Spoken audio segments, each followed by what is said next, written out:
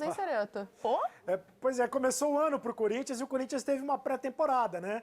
Então foi o primeiro jogo do ano. Ó, foi o Não melhor jogava jogo... desde dezembro, né? Vitória sobre o Botafogo. Dia 27 de dezembro, se eu não me engano. Aniversário do meu irmão, 27 de dezembro. Não jogava desde então. Foi o melhor jogo do Corinthians na temporada. Se você pegar a temporada toda, foi o melhor jogo do Corinthians na temporada.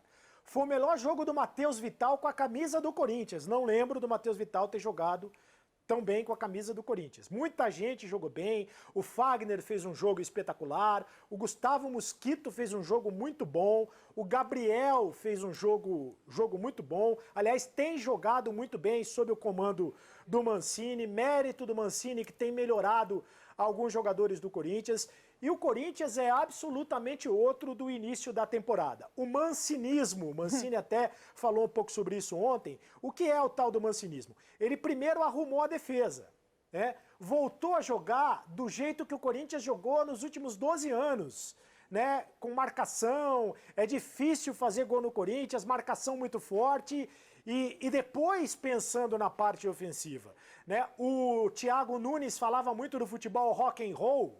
O Corinthians agora está mais para Demônios da Garoa, que é o que combina mais com o futebol paulistano, tá? O Demônios da Garoa. Combina muito mais com o futebol paulistano. E é mais um caso em que troca de técnico melhorou o time. O Santos trocou o técnico, melhorou o time. O Corinthians trocou o técnico, melhorou o time também. Então, às vezes, trocar de técnico funciona, né, Lofredo? Palmeiras também, né, Lofredo? Sem dúvida. Sim, sem dúvida. Claro, assim, não existe fórmula mágica. Ah, se eu deixar esse técnico aqui 3 anos, ele vai dar resultado. Se o trabalho é ruim, com 6 meses, 7 meses, mas assim, ruim de muito ruim, como era o trabalho do Thiago Nunes, você tem que trocar, você tem que fazer alguma coisa. E o trabalho do Thiago Nunes ia levar o Corinthians à disputa para não cair esse ano. E depois que foi o Coelho, teve aquele tempo, o Coelho não sabia muito bem o que fazer. Chegou um técnico que nem é um técnico top do cenário nacional, tá? É um técnico de trabalhos medianos na história do futebol brasileiro nos últimos tempos, mas não é um técnico ruim, é um técnico que entende do assunto, organizou o time, deu uma forma de jogar e fez com que os jogadores conseguissem se desenvolver um pouco mais. Aquilo mesmo que eu falei do Cuca, você olha aqueles jogadores, você não sabe que aqueles jogadores têm tanto potencial quanto eles realmente têm. No caso de alguns do Corinthians, até o Gabriel, por exemplo, não é um jogador ruim, sempre é um jogador de um nível bom, mas estava muito abaixo, ele conseguiu reviver o Gabriel. Vamos ver se ele vai conseguir isso com o Luan. O Mosquito parecia não ter toda essa capacidade que ele tem apresentado. Ontem o Mosquito infernizou a noite dos torcedores do Fluminense. Pareciam que tinham vários mosquitos em campo. Era picada de tudo quanto é lado, meu amigo. Aliás... Era picada de tudo quanto é lado. Desculpa, vai, Lofredo. Não quero te interromper. Não, é que a defesa do Fluminense, lado esquerdo, é o Danilo Barcelos, que tem uma dificuldade muito grande de marcar. Com o Wellington Silva, que não ajuda já, por característica, não ajuda. Fagner e Mosquito acabaram com eles. O Fluminense perdeu o jogo ali, no lado esquerdo, um lado esquerdo muito frágil. Quatro dos 5 gols do Corinthians saíram pelo lado direito do ataque corintiano, né? Exatamente. Mas também tem um negócio, hein? O Fluminense... Eu não sei como o Fluminense conseguiu ganhar do Flamengo, honestamente, não sei. O Fluminense, depois da saída do Odair Helman, o Fluminense desandou. Desandou a maionese. Porque o Fluminense ontem andou em campo. O segundo tempo, o Corinthians botou o Fluminense na roda. Mas os jogadores do Fluminense não corriam. Não sei o que aconteceu. A gente tá vendo o Fagner. O Fagner, para mim, é o melhor lateral direito do futebol brasileiro. Muita gente pega no Fagner porque muitas vezes ele bate mesmo. Craque do jogo ontem, né? Eleito craque do jogo. O craque do jogo. Ele bate não só para fazer esse golaço que ele fez, mas ele bate no adversário também. Mas aí é outra história. Para mim, independentemente dessa questão dele bater no adversário muitas vezes, ele pega pesado, para mim ele é o melhor lateral direito do futebol brasileiro. E o Wagner Mancini, só para completar, Lisandro, como disse o Lofredo, o Wagner Mancini está fazendo o melhor trabalho da carreira dele. Porque o Wagner Mancini tem no currículo 2 rebaixamentos, um com o Botafogo, outro com o Fluminense. Eu não achava que seria o melhor técnico, que teria o melhor perfil para assumir o Corinthians no momento em que o Corinthians brigava para não ser rebaixado, mas ele surpreendeu todo mundo e já está fazendo o melhor trabalho dele na carreira. E, Lofredo, quem foi que disse aqui ontem que o Jô estava cansado? Abriu o placar. O Jô, não. Não falei que estava cansado. Eu falei que ele... eu acho que mostra que o time está encontrando um caminho. Eu acho que esse caminho ficou mais claro pelo lado direito, mas ele está fazendo com que o Wagner Mancini está conseguindo desenvolver o trabalho de diversos jogadores, né? O Casares, tecnicamente, assim, criou uma diferença muito grande para o Corinthians, e eu acho que aí está a base de tudo, além do trabalho do Mancini. Tem a chegada desses jogadores que se diferenciam, que o Casares, o Otero, que não jogou ontem, e o Fábio Santos, que fez uma partida também muito boa, mais discreto, que o Corinthians jogou mais pelo lado direito, mas uma partida muito boa, trabalhando com o Matheus Vital, ali pelo lado esquerdo, proporcionando ao Matheus Vital uma liberdade para que ele jogasse.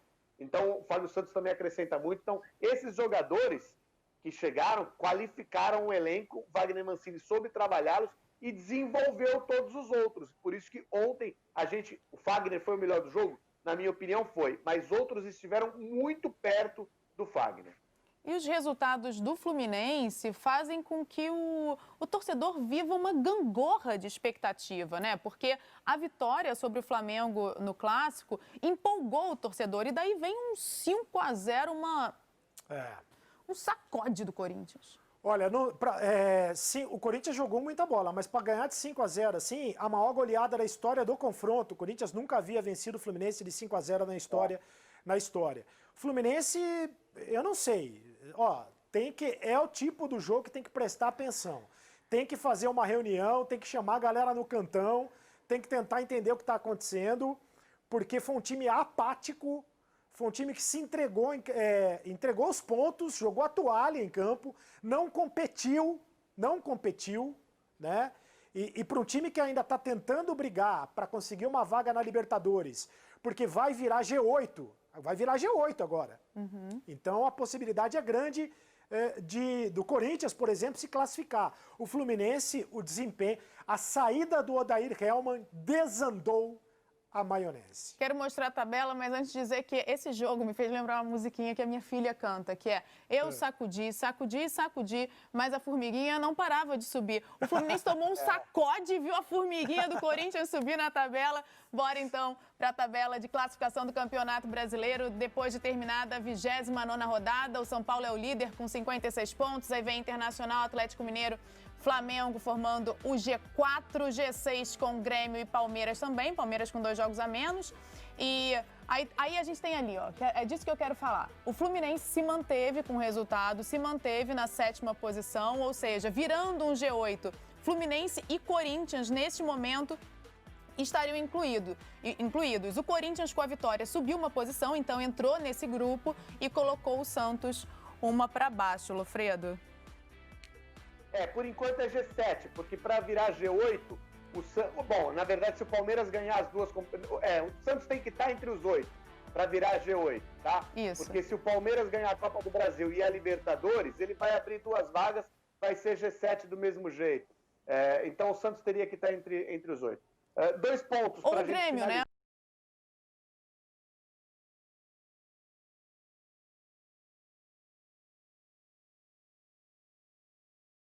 O Grêmio na Copa do Brasil e o Palmeiras campeão da Libertadores. Tem que estar o Grêmio e Palmeiras, né? Aí, é verdade, o Grêmio vencendo a Copa do Brasil, o Palmeiras vencendo a Libertadores, aí a gente teria um G8 sem o Santos. Ok. 2 coisas, o Corinthians não fazia 5 gols há muito tempo, mas fez 7 gols em 2018 contra o Deportivo Lara. E esse Corinthians não para de jogar, o que é legal para o torcedor do Corinthians, que se acostumou há muito tempo ver o seu time parar de jogar.